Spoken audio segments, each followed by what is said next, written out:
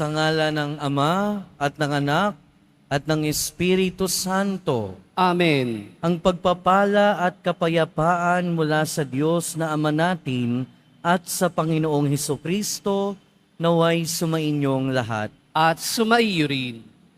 Mga minamahal kong kapatid, marami ang tumiwalag sa mga tagasunod ng ating Panginoon dahil sa hindi nila matanggap ang sinabi niyang ang kanyang katawan ang magiging pagkain at ang kanyang dugo ang magiging inumin.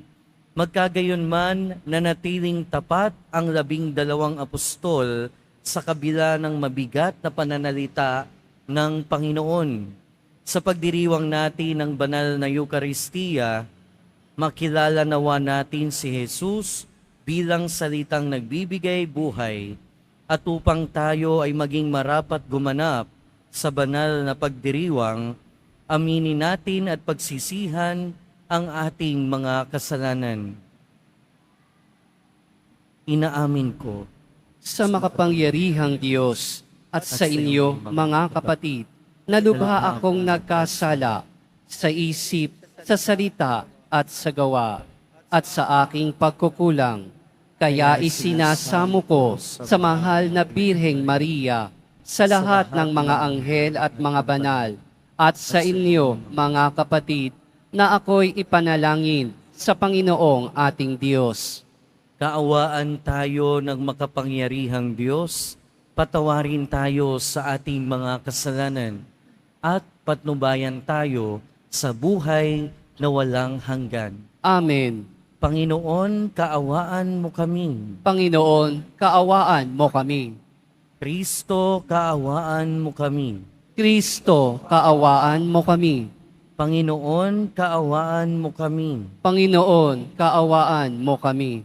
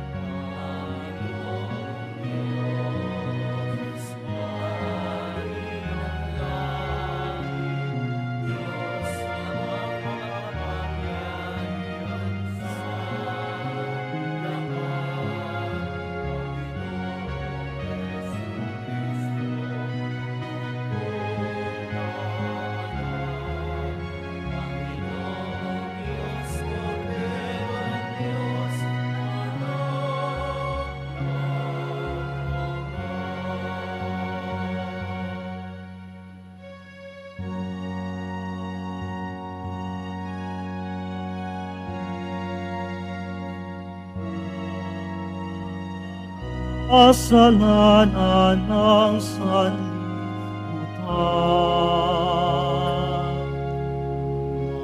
Maawa ka, maawa ka sa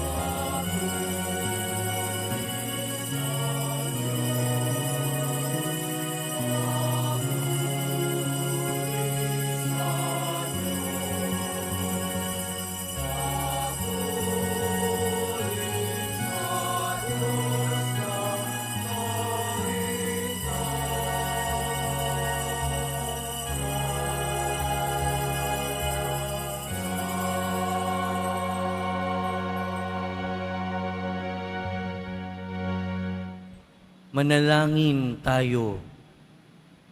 Ama naming makapangyarihan, ginagawa mong kami magkaisa ng kalooban. Ipagkaloob mong ang iyong mga utos ay aming mahalin.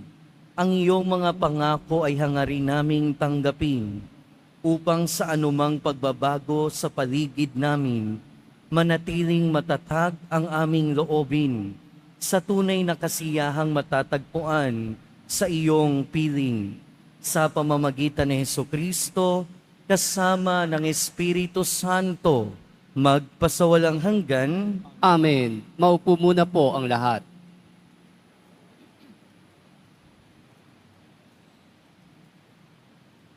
Pagbasa mula sa aklat ni Josue. Noong mga araw na iyon, tinipon ni Josue sa Sikem ang lahat ng lipi. Pagkatapos, tinawag niya ang matatanda, ang mga hukom, ang mga pinuno, at mga tagapangasiwa sa Israel, at sila'y humarap sa Panginoon. Sinabi niya, "Kung ayaw ninyong maglingkod sa Panginoon, sabihin ninyo kung kanino kayo maglilingkod. Sa Diyos-Diyosang sinamba ng inyong mga ninuno sa Mesopotamia o sa mga Diyos-Diyosan ng mga Amoreo na sinasamba dito sa lupaing inyong tinatahanan. Ngunit ako at ang aking angkan ay sa Panginoon lamang maglilingkod."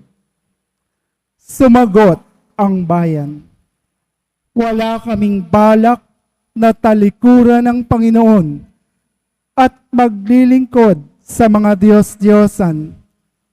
Ang Panginoon na ating Diyos ang siyang humango sa atin sa pag-aalipin sa Ehipto.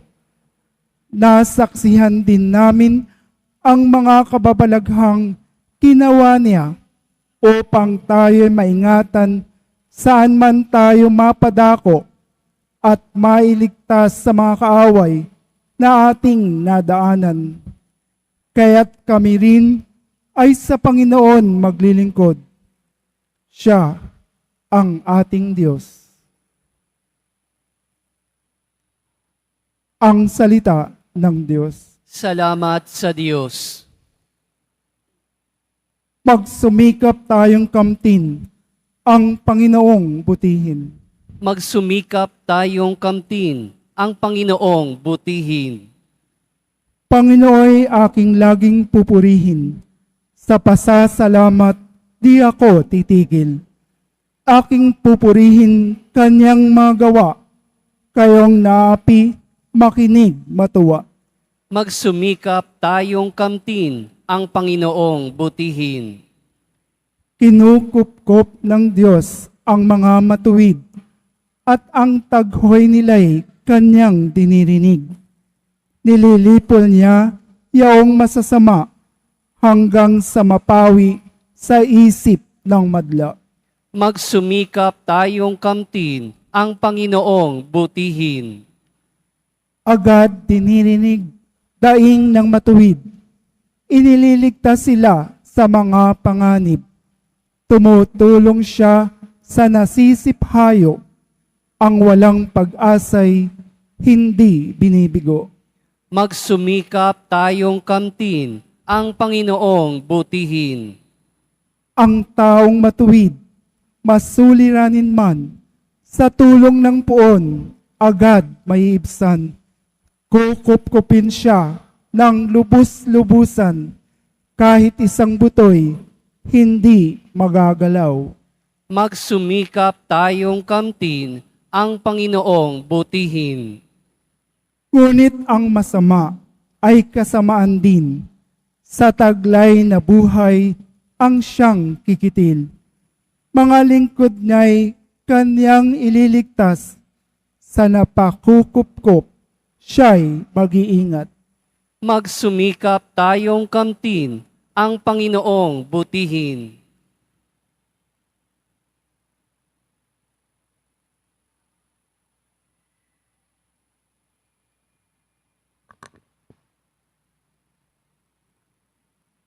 Pagbasa mula sa sulat ni Apostol San Pablo sa mga taga-Efeso.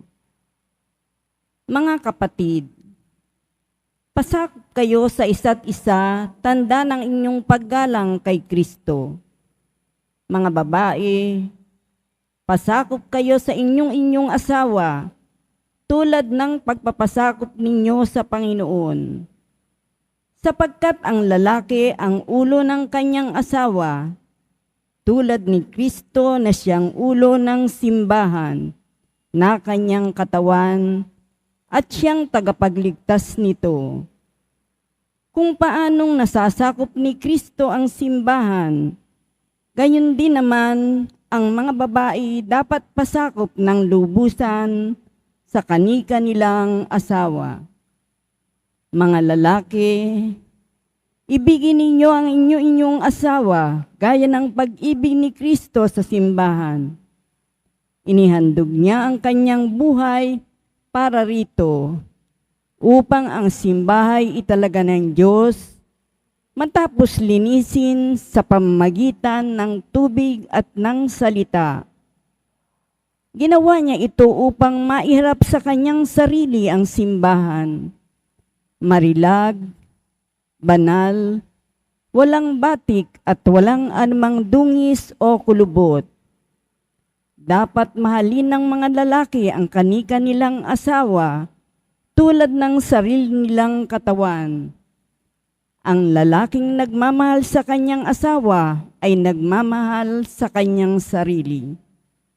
Walang taong namumuhi sa sarili niyang katawan.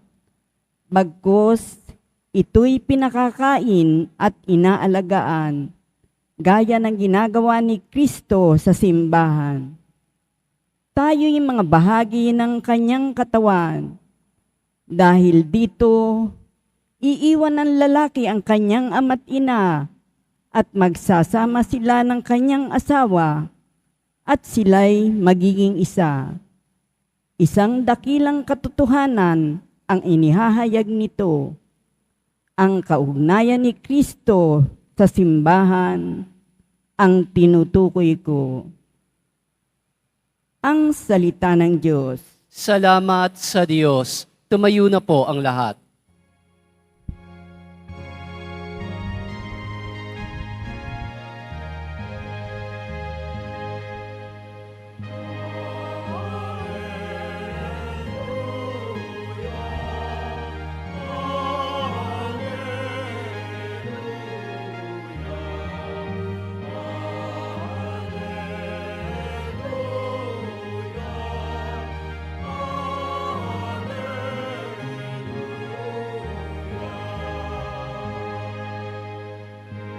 Espiritong bumubuhay, ang salita mo may kapal, buhay mo ang tinataglaw.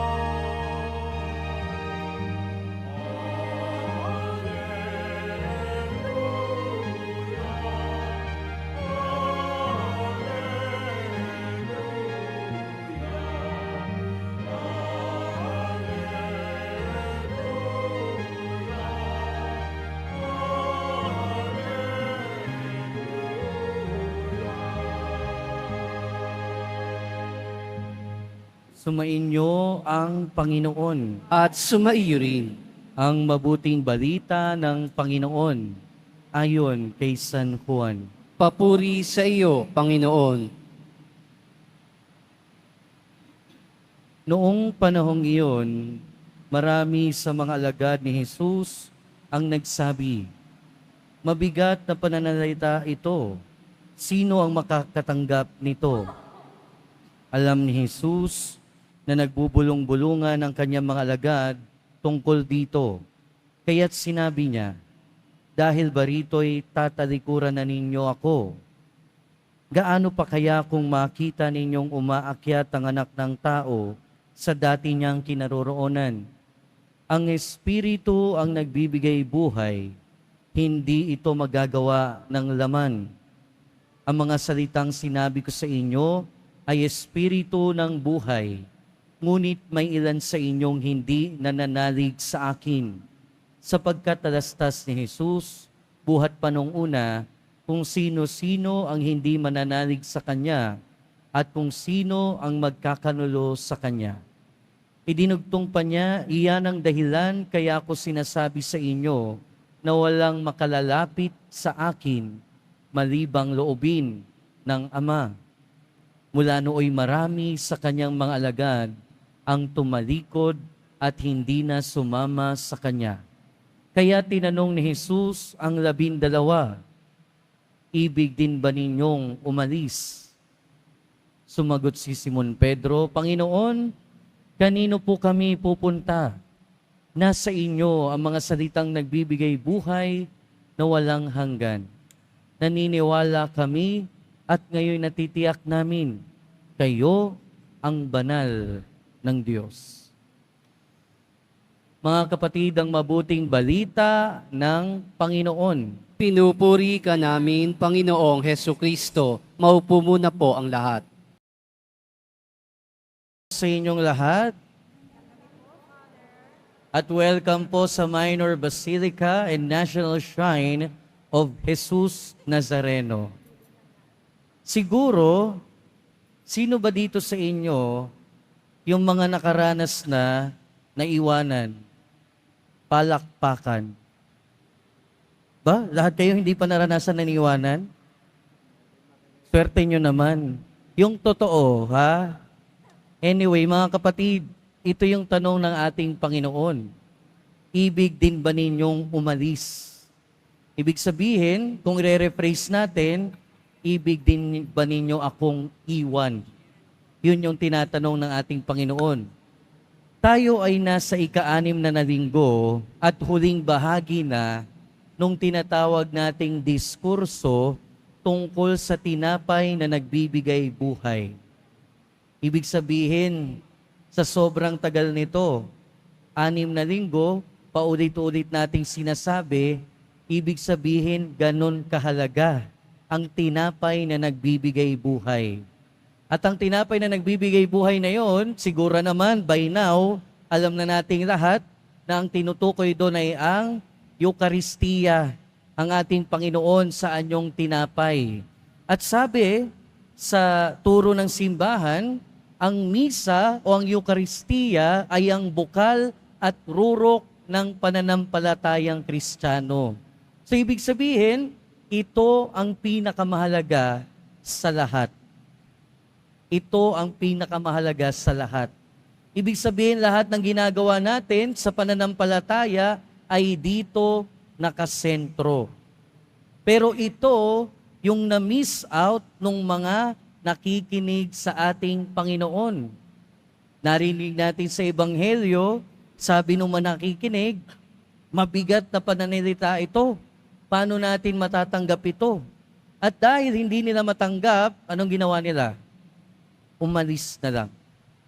Kung magbabackread tayo dito sa Ebanghelyo, kung pupuntahan natin yung simula, nagsimula pa ito doon sa pagpapakain niya sa 5,000 mga tao o mga lalaki, hindi kabilang yung mga babae sa bilang at yung mga bata.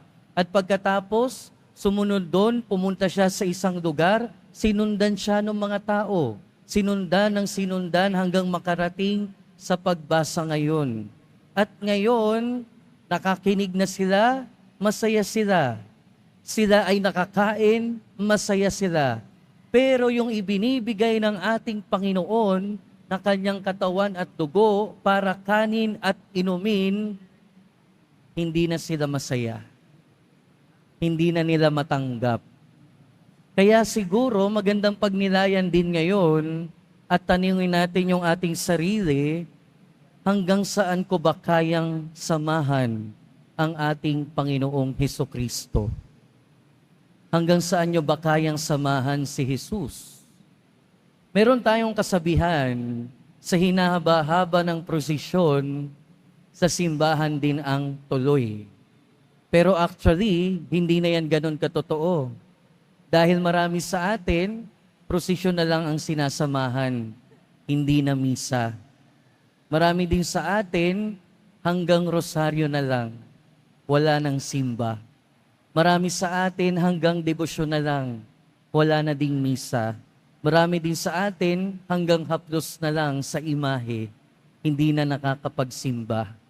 At kung ganun yung nangyayari sa atin, hindi buo yung pagsama natin sa ating Panginoon, wala tayong pinagkaiba doon sa mga tao sa Ebanghelyo. Dahil sa hinaba-haba ng panahon na kasama nila ang ating Panginoong Hesukristo, isang bagay yung hindi nila natanggap. Hindi sila nakasama doon sa huling hapunan. Hindi nila nakasama si Jesus nung ibigay niya ang kanyang katawan at dugo. Bakit? Dahil umalis sila.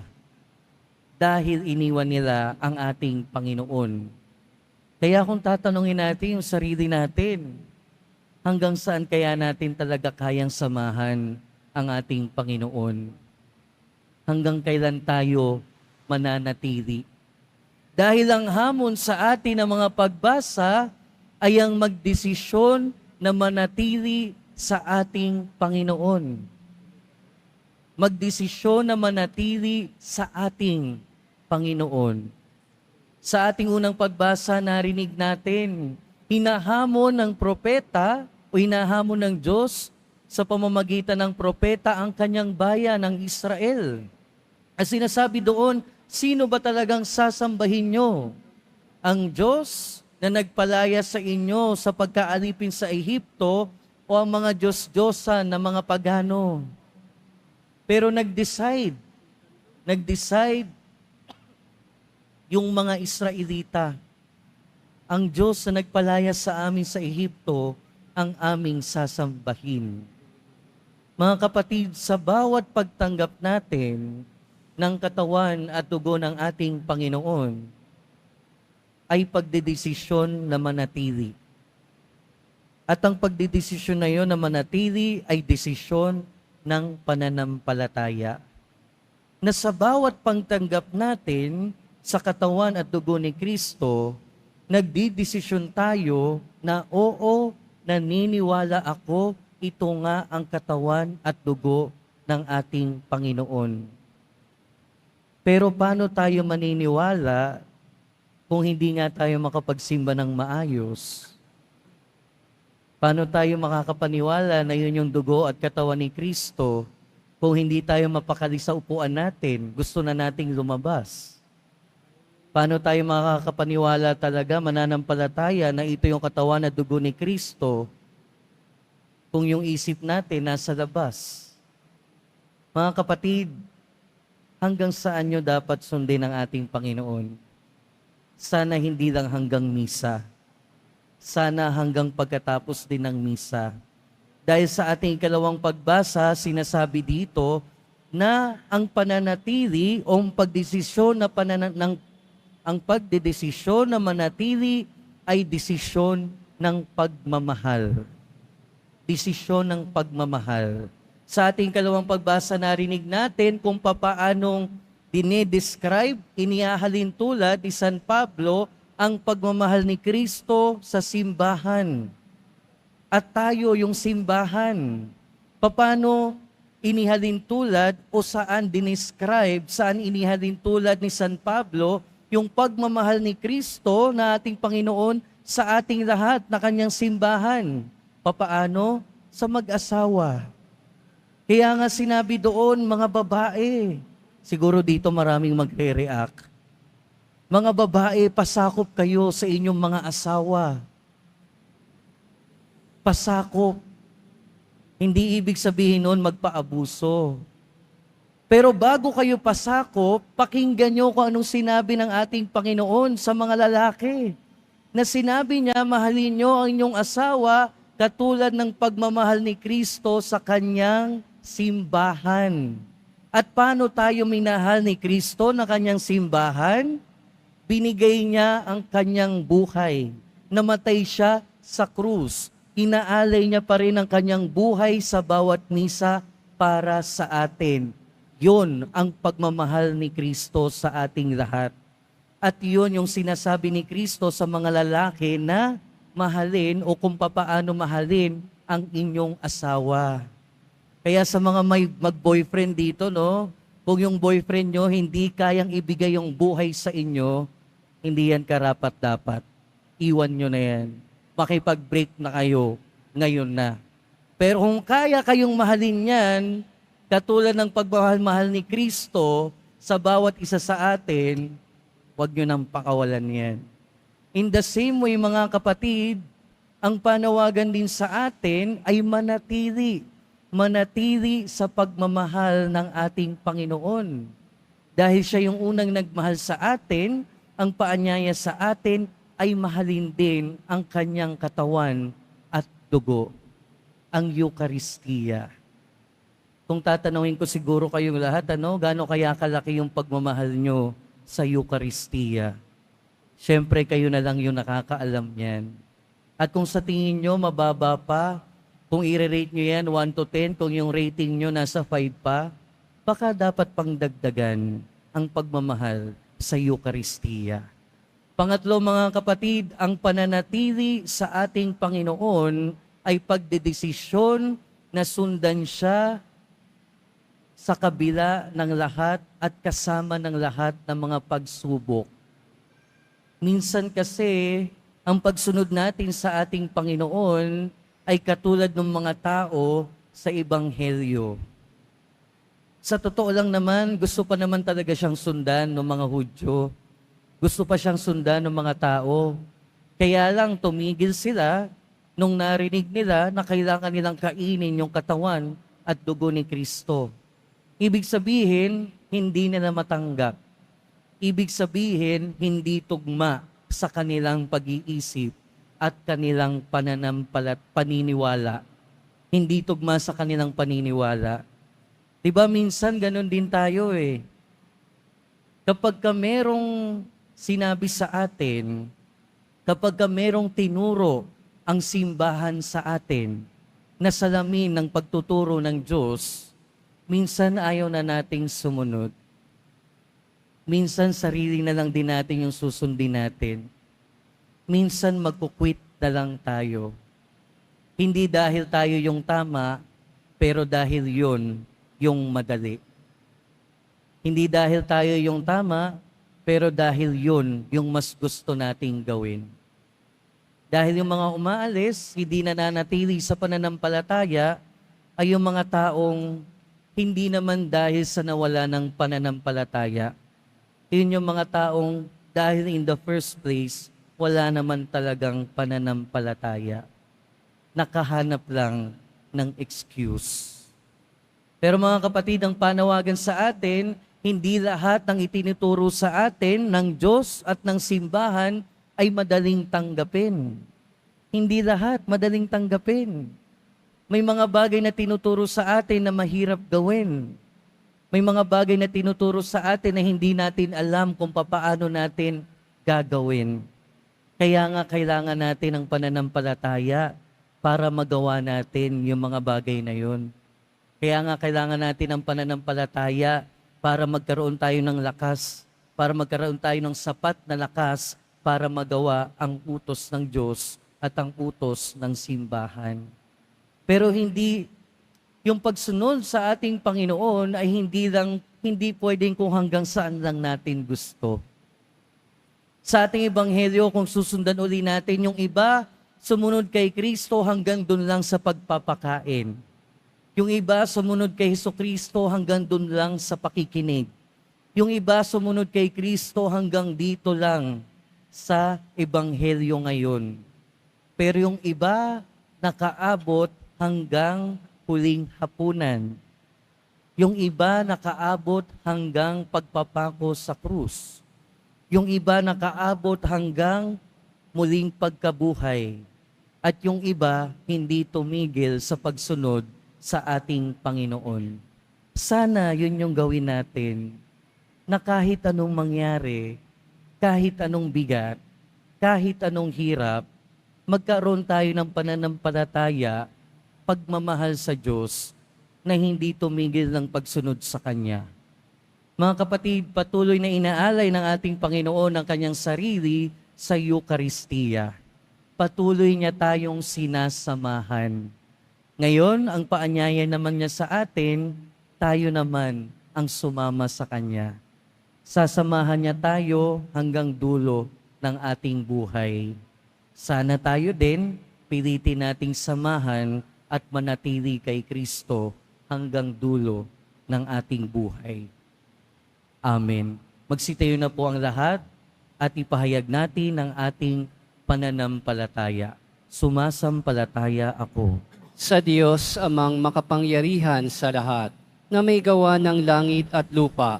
Sumasampalataya ako kay Hesu Kristo, iisang anak ng Diyos, Panginoon nating lahat. Nagkatawang tao siya, lalang ng Espiritu Santo, ipinanganak ni Santa Mariang Birhen, pinagpakasakit ni Poncio Pilato, ipinako sa krus, namatay, inilibing, nanaog sa kinaroroonan ng mga yumao, nang may katlong araw na buhay na mag-uli, umakyat sa langit, naduluklok sa kanan ng Diyos, amang makapangyarihan sa lahat. Doon magmumulang paririto at huhukom sa nangabubuhay at nangamatay na tao. Sumasampalataya naman ako sa Diyos Espiritu Santo, sa banal na simbahang katolika, sa kasamahan ng mga banal, sa kapatawaran ng mga kasalanan, sa pagkabuhay na muli ng nangamatay na tao, at sa buhay na walang hanggan. Amen. Mga minamahal kong kapatid, manalangin tayo sa Diyos nating Ama upang maging matatag tayo sa ating pananampalataya. Siya nawa ang maging matibay na sandigan natin sa pagharap sa mga pagsubok at hirap ng buhay. Manalangin tayo, Panginoon, dinggin mo kami. Panginoon, dinggin mo kami. Maging lakas nawa ng Santo Papa, mga obispo, mga pari at mga diakono, ang salita ng Diyos upang patuloy nilang ipahayag ang mabuting balita ng buong sigasig at katapatan. Manalangin tayo. Panginoon, dinggin mo kami. Manaling nawa kay Jesus, ang salitang nagbibigay buhay, ang mga namumuno sa ating bayan, at huwag silang masilaw sa kayamanan at kapangyarihan. Manalangin tayo. Panginoon, dinggin mo kami. Gabayan mo nawa ang mga guro't katikista at silang mga patuloy na nagtuturo ng mabuting asal at pananalig sa iyo, O Diyos. Bigyan mo sila ng lakas ng loob upang masalamin din nila ang bawat mabuting kanilang itinuturo't ibinabahagi. Manalangin tayo. Panginoon, dinggin mo kami. Huwag nawang panghinaan ng loob ang mga pamilyang may alitan at nagkawatak-watak at matuto silang magsakripisyo at magpakumbaba upang maibalik nila ang magandang ugnayan sa isa't isa. Manalangin tayo. Panginoon, dinggin mo kami. Tanggapin nawa sa kaharian ng Diyos ang mga kapatid nating namayapa upang sila'y magkamit ng walang hanggang kagalakan at kapayapaan. Manalangin tayo. Panginoon, dinggin mo kami. Ama, ikaw ang aming kanlungan. Pakinggan mo ang panalangin ng iyong bayan. Tanggapin mo kami at panatilihin sa iyong pag-ibig sa pamamagitan ni Kristo na aming Panginoon. Amen. Maupo muna po ang lahat.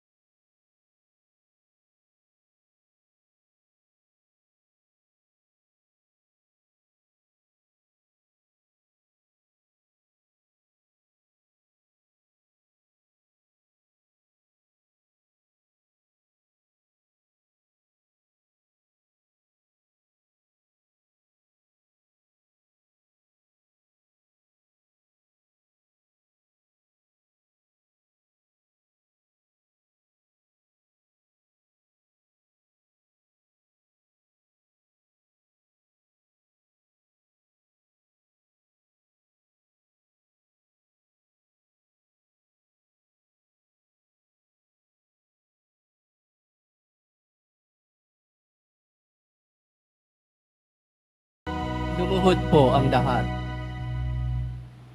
Ama naming banal, ikaw ang bukal ng tanang kabanalan.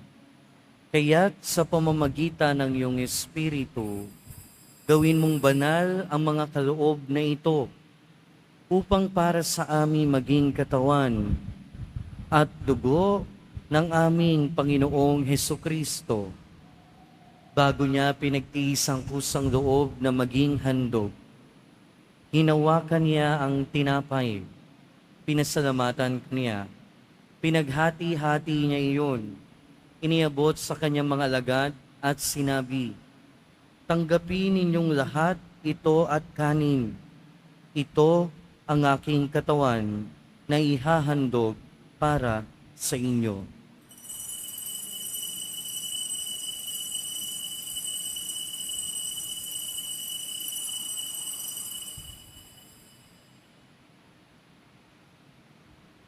Gayun din naman nung matapos ang hapunan, hinawakan niya ang kalis. Muli kanyang pinasalamatan.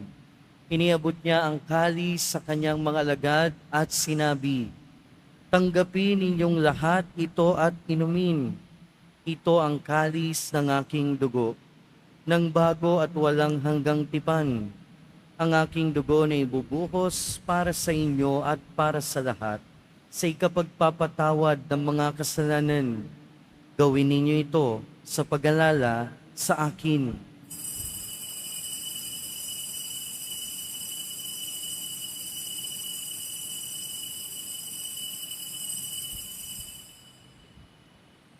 Tumayo na po ang lahat. Ipagbunyi natin ang misteryo ng pananampalataya. Si Kristo'y namatay, si Kristo'y nabuhay, si Kristo'y babalik sa wakas ng panahon. Ama, ginagawa namin ngayon ang pag-alala sa pagkamatay at muling pagkabuhay ng iyong anak. Kaya tiniaalay namin sa iyo ang tinapay na nagbibigay buhay at ang kalis na nagkakaloob ng kaligtasan. Kami nagpapasalamat dahil kami iyong minarapat na tumayo sa harap mo para maglingkod sa iyo. Isinasamo namin kaming magsasalo-salo sa katawan at dugo ni Kristo ay mabuklod sa pagkakaisa sa pamamagitan ng Espiritu Santo. Ama, lingapin mo ang iyong simbahang laganap sa buong daigdig. Puspusin mo kami sa pag-ibig, kaysa ni Francisco na aming Santo Papa, at ni Jose na aming Obispo at ng Tanang Kaparian. Alalahanin mo rin ang mga kapatid naming nahimlay, nang may pag-asang sila'y muling mabubuhay, gayon din ang lahat ng mga pumanaw. Kaawaan mo sila at patuloyin sa iyong kaliwanagan. Kaawaan mo at pagindapating kaming lahat na makasalo sa iyong buhay na walang wakas. Kaysa ng mahal na Birheng Maria na Ina ng Diyos, ng kabiyak ng puso niya si San Jose, kaysa ng mga apostol, ni San Juan Bautista, at ng lahat ng mga banal na namuhay dito sa daigdig ng kalugod-lugod sa iyo. Maipagdiwang nawa namin ang pagpupuri sa ikararangal mo sa pamamagitan ng iyong anak na aming Panginoong Hesukristo. Sa pamamagitan ng Kristo, kasama niya at sa Kanya, ang lahat ng parangal at papuri ay sa iyo, Diyos amang makapangyarihan, kasama ng Espiritu Santo, magpasawalang hanggan.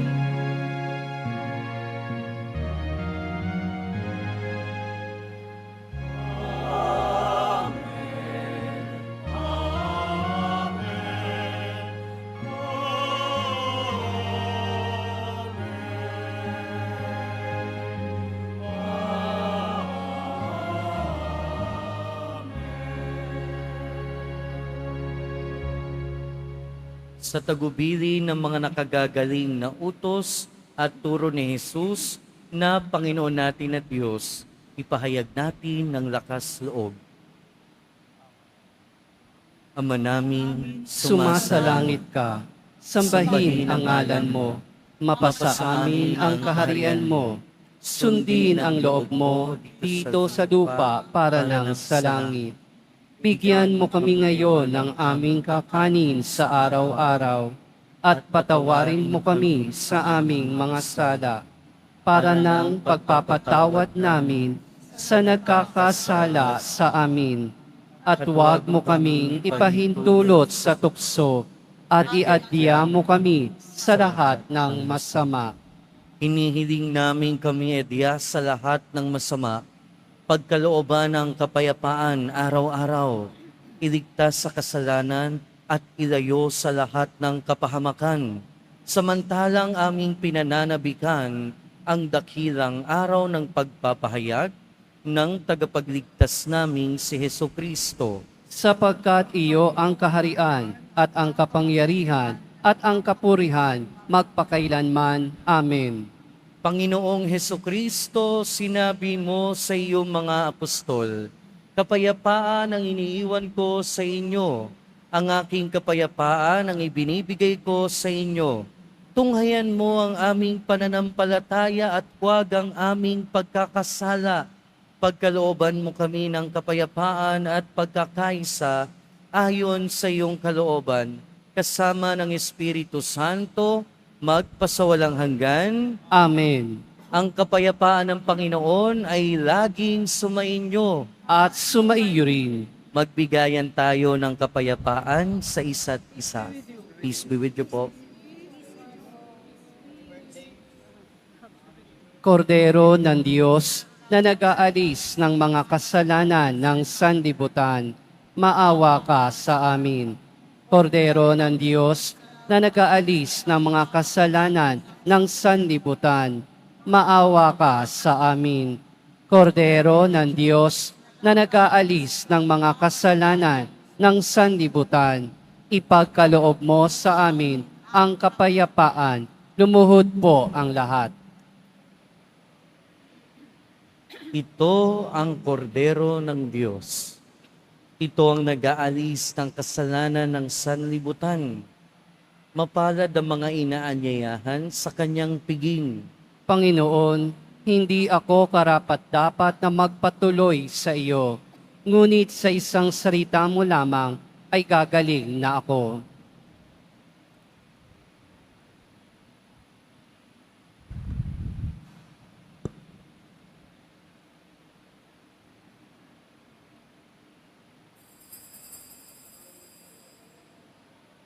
Para sa lahat ng tatanggap ng banal na komunyon, sasagot po tayo ng amen pagkasabi ng pari o ng lay minister ng katawan ni Kristo at isubo agad sa bibig bago umalis sa harapan ng pari o lay minister. Sumunod po tayo.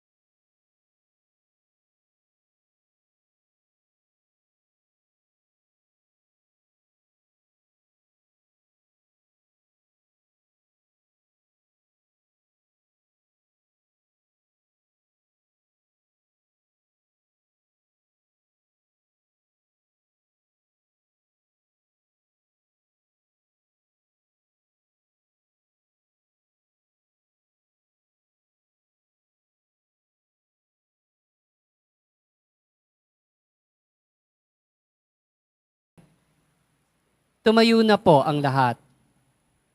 Manalangin tayo. Ama naming mapagmahal, lubusin mo sa amin ang kagalingang bigay ng iyong pag-ibig na ngayoy ipinagdiriwang at kami naway magkaroon ng ganap na kaunlaran upang sa lahat ng aming pinagkakaabalahan, ikaw ay aming mabigyang kasiyahan. sa pamamagitan ni Hesukristo, kasama ng Espiritu Santo, magpasawalang hanggan. Amen. Sumainyo ang Panginoon. At sumaiyo rin. Mahal na poong Jesus Nazareno, inihayag mo sa pamamagitan ng krus ang walang maliw na pag-ibig ng Diyos sa sangkatauhan. Pakinggan mo ang kahilingan ng iyong angkan na nagsusumamo sa iyo. Makamtan nawa nila ang iyong katugunan at tanggapin ang kasagutan na may utang na loob na tinatanaw. Basbasan din po ninyo ang daladala nilang imahen at dasalan.